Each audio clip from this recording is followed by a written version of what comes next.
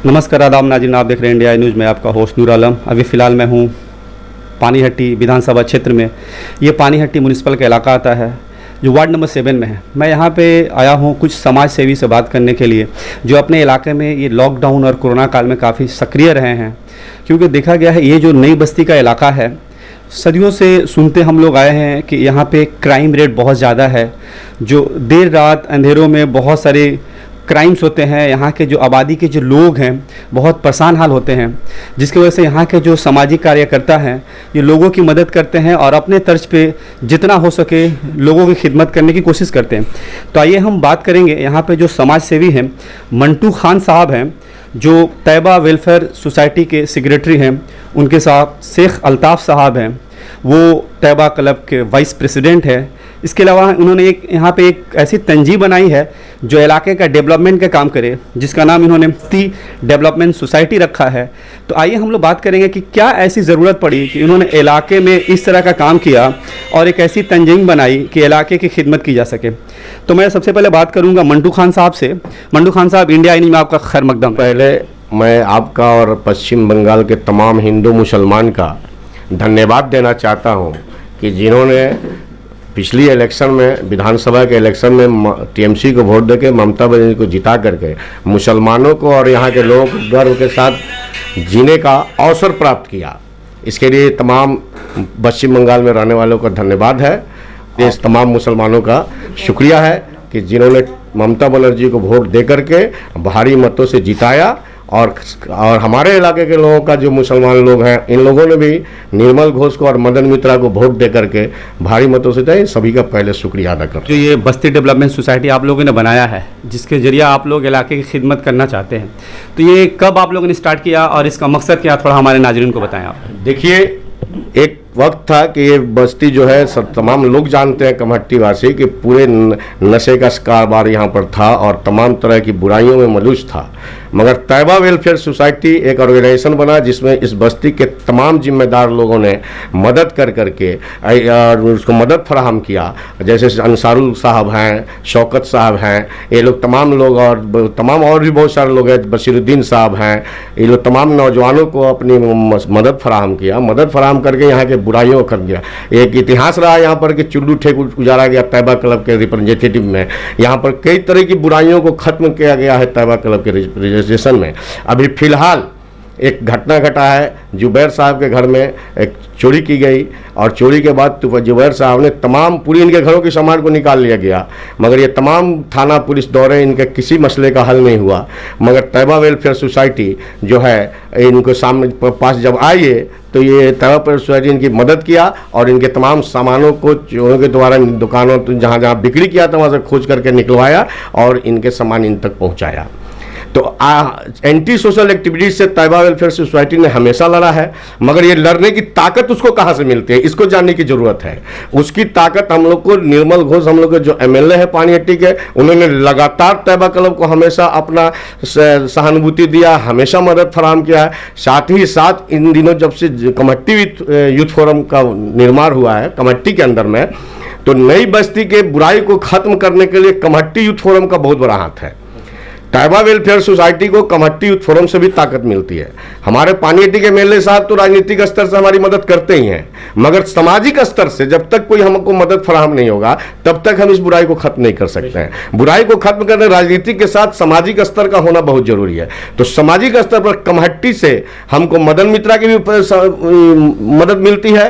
उन्होंने हमेशा तैयबा क्लब को वेलकम किया है। तैयबा क्लब में सारे प्रोग्राम में भी वो आते हैं और हम वो कमहट्टी यूथ फोरम के अनवर हुसैन जो हैं वो सामाजिक का हिसाब से नई बस्ती को साफ सुथरा रखने में हर वक्त तैयबा क्लब के साथ खड़े रहे हैं, जिसकी बदौलत हम लोगों ने यहाँ की तमाम बुराइयों को निरंतर कम करने की कोशिश किया है और कम करते चले आए हैं।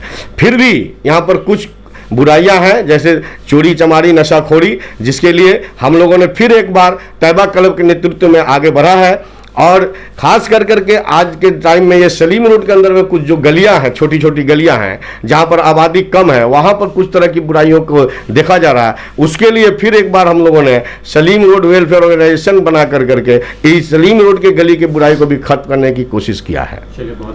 अभी हम बात करेंगे शेख अल्ताफ़ साहब से, जिन्होंने इस इलाके में, ये इलाका काफ़ी गरीब लोगों से भरा पड़ा हुआ है। लॉकडाउन की वजह से, कोरोना महामारी की वजह से उनकी ज़िंदगी जो गुजारना है, रोज़मर्रा की ज़रूरतें पूरा करना बहुत मुश्किल है।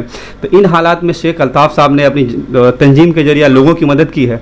आइए जानते हैं उनसे कि इस बारे में वो क्या कहना चाहते हैं। लोगों ने लॉकडाउन के समय कुछ मास्क हम लोगों ने बांटा। उसके बाद जो यहाँ तो गरीबी बहुत ज़्यादा ही है, यहाँ सब रोज़ काम करने वाले, खाने पीने वाले, लेकिन लॉकडाउन की वजह से किसी को कुछ मिल नहीं रहा है। तो हम लोगों ने बस्ती के जैसे फर्म से हम लोग लेके, हम लोग एमएलए साहब जो भी मदद किया, हम लोग मिलजुल के जो भी चावल कम से कम नहीं तो 200-250 घरों तक हम लोग ने पहुँचाया, खुद ही अपने हाथों से लेकर पहुँचाया। लेकिन हम लोग का यहाँ सबसे बड़ा समस्या क्या होता है, यहाँ जो 15 साल से 16 साल के जो नौजवान बच्चे हैं, इनकी आदत इतनी बिगड़ चुकी है कहीं कि बुराई की तरफ ज़्यादा जा रही है।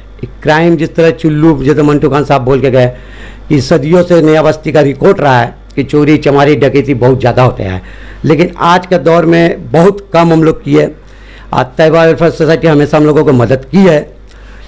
आज छोटे छोटे बच्चों की भविष्य की सवाल है, कम से कम हम लोग को इस चीज़ पर ध्यान देने के लिए हम लोग मौलाना सलीम लोग न्यूट्रिशन कमेटी को मैंने बनाया है कि कम से कम नौजवान बिगड़े नहीं, सही राह पर चले, उन्हीं को हमको ठीक करने की हमारी मकसद है। इसीलिए कमेटी को हम लोग लेकर आगे चल रहे हैं, कोशिश करेंगे इसको अच्छा से अच्छा करें। जो भी गरीब ये है, नौजवान बच्चे बिगड़े नहीं, तालीम के रास्ते में हम लोग ले जाए उन्हें, यही हम लोगों की कोशिश के लिए कमेटी बनी है। धन्यवाद। जुबैर अहमद साहब से, जिनके बारे में अभी मंडू खान ने बताया कि उनके घर में कुछ दिनों पहले चोरी हुई थी और उनका जो भी माल चोरी हुआ था और उनको जो रिकवरी कराया गया था वो यहाँ की जो सोशल तंजीम है तैयबा वेलफेयर सोसाइटी, उसने कराया था। तो आइए बात करते हैं और जानते हैं कि उनकी क्या राय है और वो क्या कहना चाहते हैं। जुबैर साहब, आप अपने जो घर के हालात है उसके बारे में बताएं कि किस तरह से क्या हुआ। जी, मैं बहुत ही गरीब किस्म का ताल्लुक़ रखने वाला समाज में हूँ, लेकिन इस तरह का हालात पैदा यहाँ पर हो गए हैं कि आज बहुत दिनों से इस इलाके में तकरीबन पुलिस की नज़र से बच के, पुलिस इस नज़र को जो इलाका के ऊपर में डालनी चाहिए वो नहीं डाला जा रहा है, जिसकी वजह से यहाँ पर क्राइम का धीरे धीरे स्प्रेडिंग होता जा रहा है। और यहाँ के नौजवान जो 14 साल से 18 साल की उम्र के लड़के हैं, आवारा की तरह से घूमा करते हैं। आपके घर में जो चोरी हुई थी तो आपने एफआईआर किया था? जी, करने गया था मैं, लेकिन पुलिस ने हमको 2-3 बार वहाँ से वापस कर दिया। क्या हुआ, तुम्हारे पास में स्लिप है कि नहीं, इसका पुराना कागजात दिखाओ, ये दिखाओ, वो दिखाओ, हमको किसी भी तरह से वहाँ से वापस कर दिया। यहाँ सबसे बड़ी बात है कि किसी के भी घर में अगर चोरी हो जाया करती है, आम लोगों के घर में तकरीबन यहाँ पर 20-25 घरों में चोरी हुई, लेकिन इसका रिपोर्ट जब लिखाने जाते हैं, पुलिस आती है, उसके बाद कोई एक्शन नहीं होता है। पुलिस उल्टा सीधा लोगों को समझा के चली जाती है और कोई एक्शन नहीं होता है। लेकिन मैं शुक्रिया अदा करता हूँ तैयबा वेलफेयर सोसाइटी का और मंटू खान का। मैंने तमाम लोगों से इस बारे में बात की। बात करने के बाद मंटू खान साहब और तैयबा क्लब का मैं शुक्रिया अदा करते हुए, इसलिए कि उन्होंने रात के वक्त में भी मेरा साथ दिया, पुलिस को बुलाया, उसके बाद हमारे तमाम सामानों को, चोर को पकड़ने की कोशिश की गई, पकड़ा भी गया और उससे माल रिकवरी कराया गया। माल रिकवर हो गया? जी, कुछ माल तो मिला, कुछ माल हमारा नष्ट हो गया। पूरा माल मेरा नहीं मिल पाया अभी तक। जो कुछ मिल पाया, इन लोग का शुक्रिया अदा करते हैं। जो कुछ हमारे वर्षा के सामान थे वो तो मिल गए, लेकिन और बाकी बहुत सारा सामान हमारा जो है ना बिक्री करके वो लोग खा गए। इसके बाद यहाँ पर इस तरह का माहौल बना हुआ है कि नशाखोरी, आए दिन नशाखोरी, गली में छुपकर सामने बैठकर लड़के इस तरह के गाली गलौज किया करते हैं कि माहौल को बहुत ख़राब किया। मैं आपसे गुजारिश करता हूँ कि आप अपने चैनल के माध्यम से पुलिस की नज़र इस इलाके पर डलाने की कोशिश करें, ताकि पुलिस और हम लोग भी ये कोशिश कर रहे हैं तैयबा क्लब के जानिब से, मंटू खान के और हमारे ऑर्गेनाइजेशन की तरफ से एक कोशिश जारी की जा रही है कि हम लोग यहाँ पर एक पुलिस प्रशासन की नज़र को जमाए रखने के लिए इस इलाके को सीसीटीवी कैमरे के अंदर में लाया जा सके। ये ऑर्गेनाइजेशन की तरफ से ये कोशिश की जा रही है। ठीक है। ये थे जुबैर साहब जिन्होंने अपनी आप बीती बताई। मैं आपको बता दूं कि ये जो आबादी है काफ़ी घनी आबादी है, ज़्यादातर लोग डेली वर्कर्स हैं, गरीब लोगों की आबादी है और एजुकेशन का जो परसेंटेज अगर आप बोले तो काफ़ी कम है। यहाँ पे बच्चे तालीम को तरजीह नहीं देते हैं, इलाके के लोगों के पास उतना पैसा नहीं है कि अपने बच्चों को अच्छी तालीम दे सकें। तो मैं मंटू खान साहब से जानने की कोशिश करूँगा कि उनकी जो बस्ती डेवलपमेंट सोसाइटी है वो इलाके के बच्चों के लिए, इलाके के लोगों के लिए एजुकेशन के मेयार पे किस तरह के काम करना चाहती है। मंटू खान साहब, एजुकेशन पे आप लोग किस तरह से काम करना चाहते हैं? हम लोग तालीम के लिए बहुत बार प्रोग्राम किए कि तालीम को कैसे आगे बढ़ाया जाए। इसके लिए नूरिया स्कूल में भी हम लोगों ने नूरिया स्कूल का हाई स्कूल चलाने का कोशिश किया, मगर उर्दू मीडियम होने की वजह से स्कूल नहीं चल पाया। आज की जो हालात है एजुकेशन की वो इंग्लिश मीडियम की तरफ भाग रही है।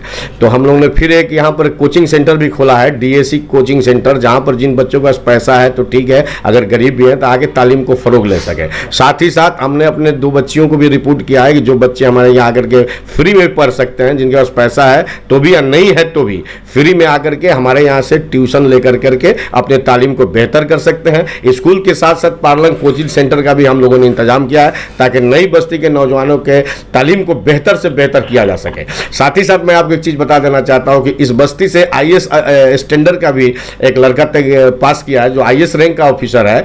और आपको जनाब क्या नाम है जी उनका, एजाज साहब का लड़का, एजाज साहब तैयबा क्लब के बगल में है। और कई लड़के जो यहाँ से पढ़ के विदेश में गए हैं, उन तमाम लोगों को प्रमोट करने के लिए हमारे छोटे भाई मसीउद्दीन अहमद उर्फ दावर खान, जो तैयबा क्लब के कैशियर और खजांची भी रहे हैं, उन्होंने भी प्रमोट किया और पढ़ा करके, बिना पैसे का पढ़ा करके उन लोगों को ऊंचे मुकाम पर पहुंचाया है।